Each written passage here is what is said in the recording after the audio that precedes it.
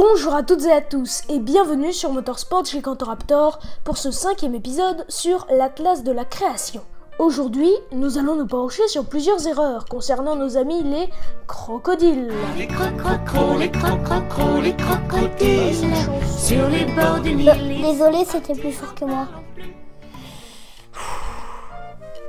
Bon, reprenons.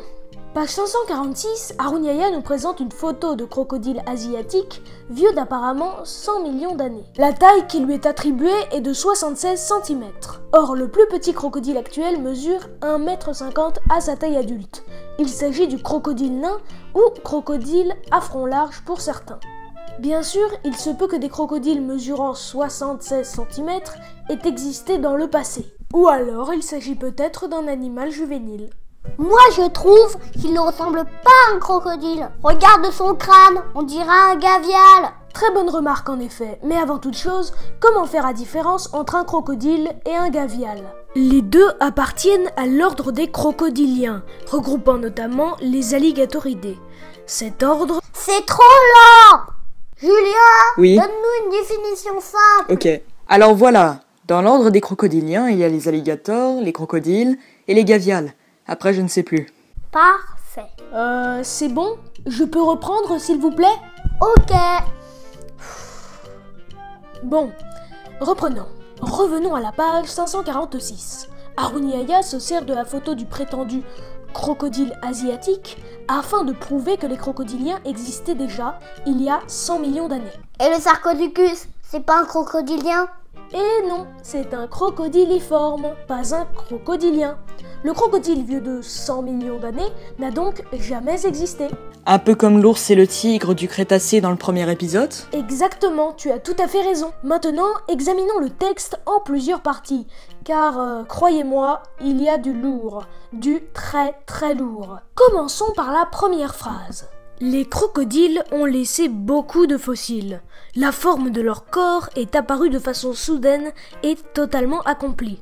Les fossiles de crocodiles remontent à 140 millions d'années. Est-ce que la forme de leur corps est apparue de façon soudaine et totalement accomplie? Analysons les faits. Les premiers crocodiliformes et leurs cousins proches ne ressemblaient pas exactement à nos gavials et alligators. Le Protosuchus, par exemple, est un des plus vieux crocodiliformes, début du Jurassique. On est d'accord, ce n'est pas exactement comme un crocodile du Nil. Et si on remonte encore plus loin, on peut tomber sur des cousins proches, comme au Trias, le Postosuchus. Il est pas mignon quand même? On dirait presque le mélange d'un allosaure et un crocodile. Donc non, les crocodiles ne sont pas apparus en un clin d'œil. Ils ont même une sacrée histoire évolutive. Et quant à ce morceau... que voulez-vous?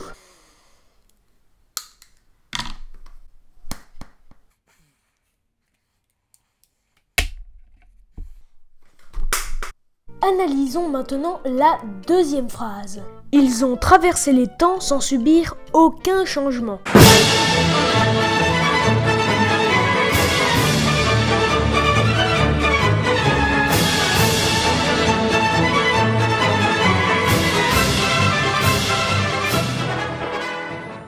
Oui, aucun changement. Et pour terminer, voici la dernière phrase.